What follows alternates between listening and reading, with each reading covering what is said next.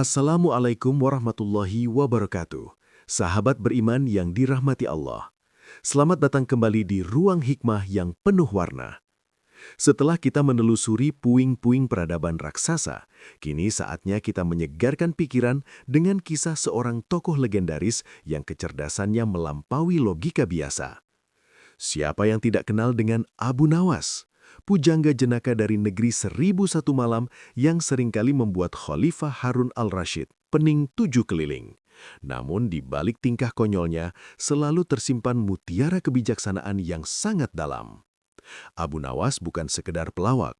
Ia adalah simbol perlawanan akal sehat terhadap kesombongan dan ketidakadilan, dibalut dengan humor yang segar namun tajam. Pernahkah Anda membayangkan bagaimana Abu Nawas memindahkan istana ke puncak gunung hanya dengan sepotong kalimat? Atau bagaimana ia membuktikan bahwa seekor keledai bisa membaca kitab suci? Dan yang paling menyentuh, benarkah di balik tawanya yang meledak-ledak tersimpan doa-doa syahdu yang mengakui bahwa dirinya tidak layak masuk surga, namun tak sanggup menahan panasnya api neraka?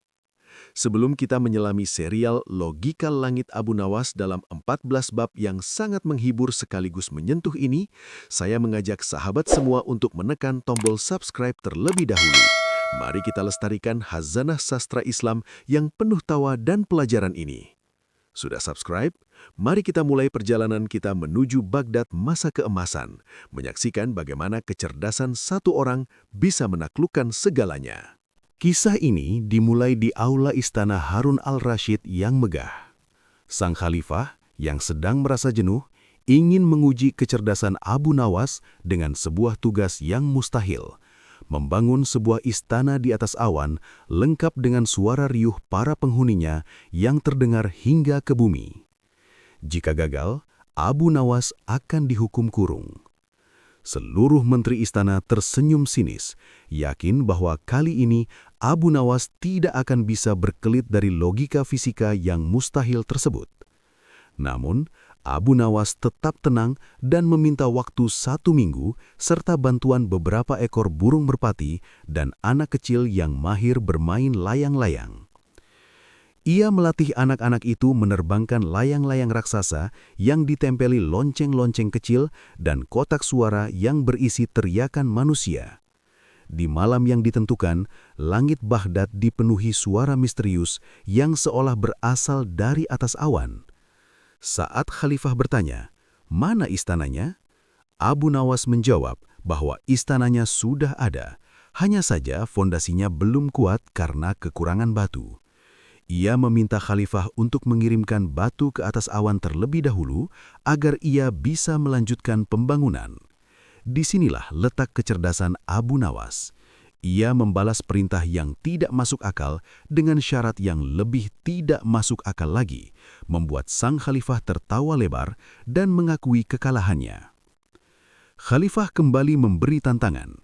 Kali ini, Abu Nawas disuruh mengajar seekor keledai agar bisa membaca buku. "Aku beri waktu 2 minggu," kata Khalifah. Abu Nawas membawa keledai itu pulang dan setiap hari memberinya makan gandum yang diselipkan di sela-sela lembaran buku besar. Setiap kali keledai itu membalik lembaran dengan lidahnya dan menemukan gandum, ia akan bersuara senang. Pada hari pembuktian di depan publik, Abu Nawas meletakkan buku di depan keledai tersebut. Keledai itu dengan lincah membalik setiap halaman menggunakan lidahnya mencari gandum yang biasanya ada di sana. Ketika sampai di halaman terakhir dan tidak menemukan makanan, keledai itu meringkik keras, "Ea, ea." Khalifah bertanya, "Apa maksudnya?" Dia hanya meringkik. Abu Nawas dengan santai menjawab, "Tentu saja, Paduka. Keledai ini membaca dengan caranya sendiri. Dia mengeluh karena isi bukunya membosankan dan tidak ada isinya, yakni makanan. Bukankah banyak manusia yang membaca buku tapi tidak mengerti maknanya, persis seperti keledai ini?" Jawaban satir ini menyentil para pejabat istana yang banyak bicara tapi sedikit bekerja.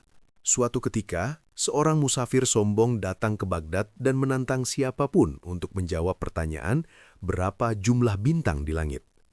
Tak ada satupun ilmuwan istana yang berani menjawab karena dianggap tidak ilmiah. Abu Nawas maju sambil membawa seekor domba yang sangat lebat bulunya. Dengan wajah serius, ia berkata, "Jumlah bintang di langit sama persis dengan jumlah bulu domba ini. Jika Tuhan tidak percaya, silahkan hitung sendiri satu persatu. Jika ada selisih satu bulu saja, maka saya yang salah." Musafir itu tertegun. Ia tidak mungkin menghitung bulu domba tersebut.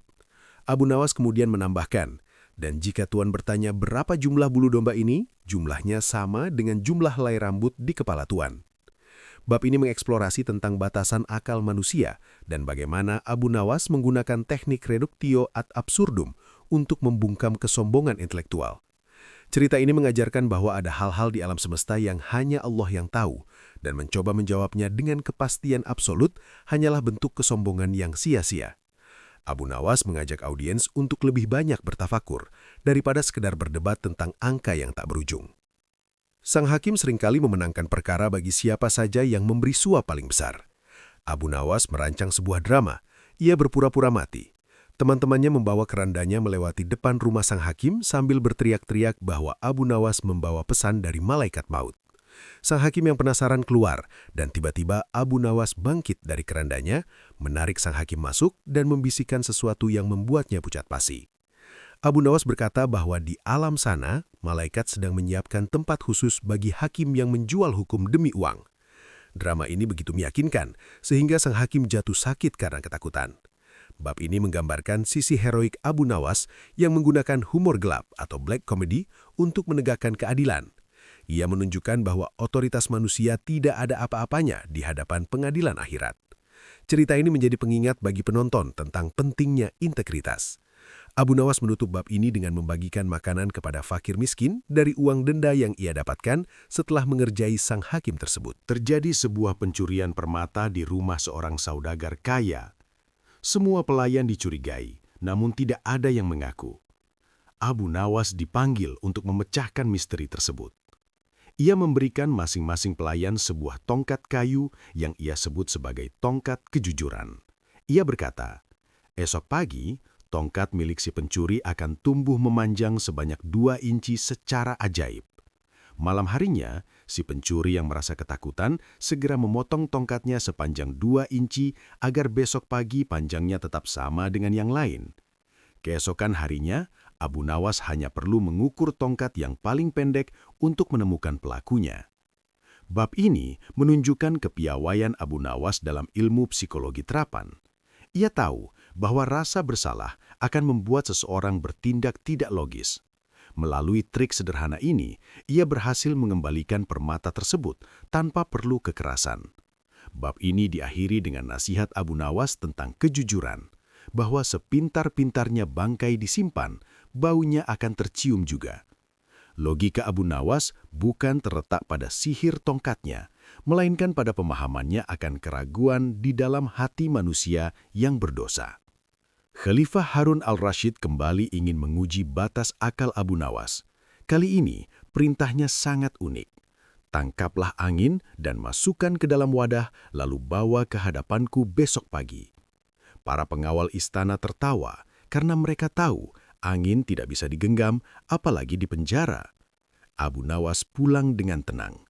Ia mengambil sebuah kantong kulit besar, kirbah, yang biasa digunakan untuk air, lalu meniupnya hingga kencang dan mengikat lubangnya dengan sangat rapat. Keesokan harinya, ia menghadap khalifah. "Ini dia anginnya, wahai baginda," kata Abu Nawas sambil menyerahkan kantong yang menggembung itu. Khalifah bertanya, "Mana anginnya? Aku tidak melihat apa-apa." Abu Nawas menjawab, "Angin itu tidak terlihat, baginda. Jika baginda ingin merasakannya, silakan buka ikatannya. Tapi hati-hati, jika sudah keluar, ia tidak akan bisa ditangkap lagi." Khalifah pun tersadar bahwa Abu Nawas benar secara logika fisik. Bab ini mengajarkan tentang esensi sesuatu yang tidak terlihat namun ada, gaib. Abu Nawas menggunakan momen ini untuk mengingatkan Khalifah bahwa kekuasaan Allah pun tak terlihat, namun meliputi segala sesuatu. Persis seperti angin yang memberi nafas, namun tak bisa dipenjara oleh tangan manusia. Seorang penjual sup yang pelit menuntut seorang pengemis miskin ke pengadilan. Alasannya, Si pengemis duduk di depan kedainya sambil memakan roti kering dan menghirup uap lezat dari sup yang sedang dimasak. Penjual sup menuntut bayaran atas bau dan uap supnya yang dianggap telah memberikan rasa pada roti si pengemis. Hakim yang kurang bijaksana hampir memenangkan penjual sup itu. Abu Nawas masuk ke ruang sidang, lalu mengambil sekantong koin emas milik saudagar yang lewat dan menggoyang-goyangkannya di dekat telinga si penjual sup. "Tuan, apakah Anda mendengar bunyi koin-koin ini?" tanya Abu Nawas. Penjual sup menjawab girang. "Ya, saya dengar." Abu Nawas berkata, "Nah, itulah bayaranmu. Pengemis ini hanya menikmati uap supmu, maka bayarannya adalah suara uangku. Adil, bukan?" Seluruh ruang sidang meledak dalam tawa. Bab ini menggambarkan kejeniusan Abu Nawas dalam hukum timbal balik, ekuivalensi. Ia mengajarkan bahwa hal yang abstrak hanya bisa dibayar dengan hal yang abstrak pula. Kebijaksanaan ini menyelamatkan si miskin dari ketidakadilan penguasa pasar yang serakah. Khalifah mengajak Abu Nawas dan para menteri pergi mandi di kolam pribadi istana. Khalifah sudah bersekongkol dengan para menteri untuk menjebak Abu Nawas. Siapa yang menyelam ke dasar kolam dan saat muncul tidak membawa telur, maka dia harus dihukum. Perintah Khalifah. Sebelumnya, semua menteri sudah menyembunyikan telur di dalam celana mereka. Saat semua menyelam dan muncul, masing-masing memegang sebutir telur sambil berteriak, "Kukuruyuk, aku adalah ayam jantan yang bertelur." Abu Nawas muncul terakhir dengan tangan kosong. Ia tidak panik. Tiba-tiba, ia berkokok dengan sangat keras. "Kukuruyuk, kukuruyuk, aku adalah ayam jagonya. Mana mungkin ayam jago bertelur? Hanya ayam betina yang bertelur." Khalifah tertawa terbahak-bahak melihat para menterinya justru terlihat seperti ayam betina di depan Abu Nawas. Bab ini menunjukkan bagaimana Abu Nawas membalikan keadaan dengan kepercayaan diri yang tinggi. Ia mengajarkan kita untuk tidak takut menjadi berbeda selama kita berada di jalan kebenaran dan logika yang sehat. Abu Nawas pernah dihukum karena dianggap terlalu berani menghina wibawa istana. Ia dilarang masuk ke kota Baghdad. Namun, Abu Nawas masuk dengan cara unik. Ia naik ke atas punggung seekor sapi, namun kakinya tidak menyentuh tanah, melainkan berada di dalam 2 buah keranjang yang digantung di sisi sapi. Saat ditangkap, ia berkata, "Aku tidak masuk ke Baghdad. Kakiku tidak menginjak tanah Baghdad. Aku hanya lewat bersama sapiku."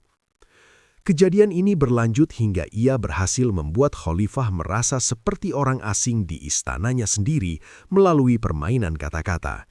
Namun, di balik itu, Abu Nawas sebenarnya sedang memberikan pelajaran tentang kebebasan jiwa.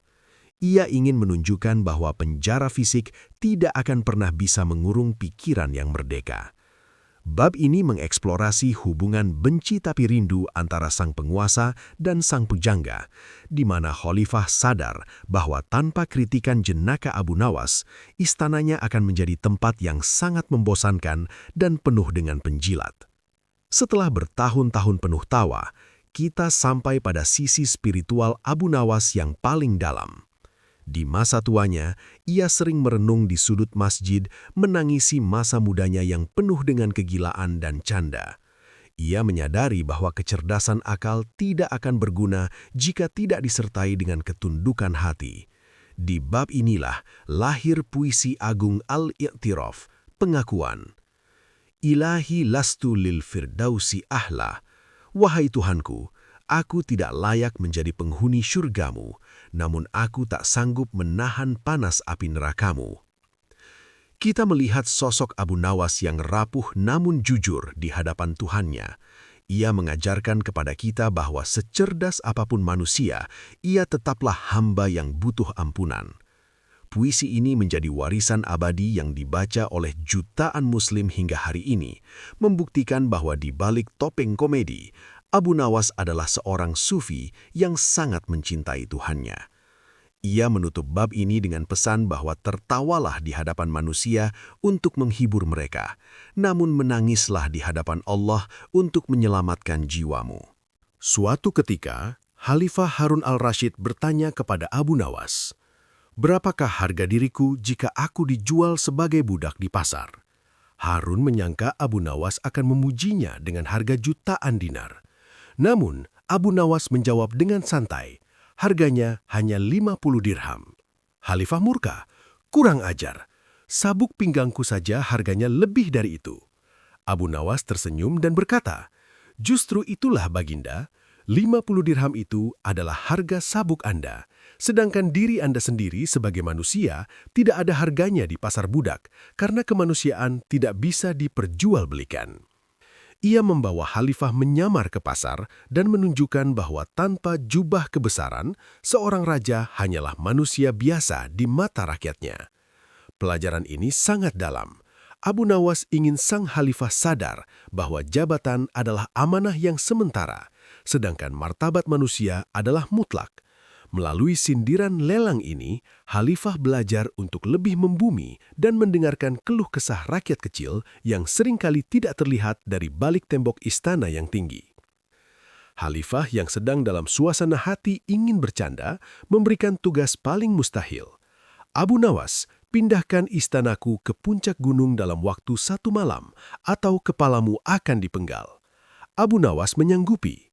Keesokan paginya, ia datang ke istana dan meminta Khalifah serta seluruh pengawal untuk keluar.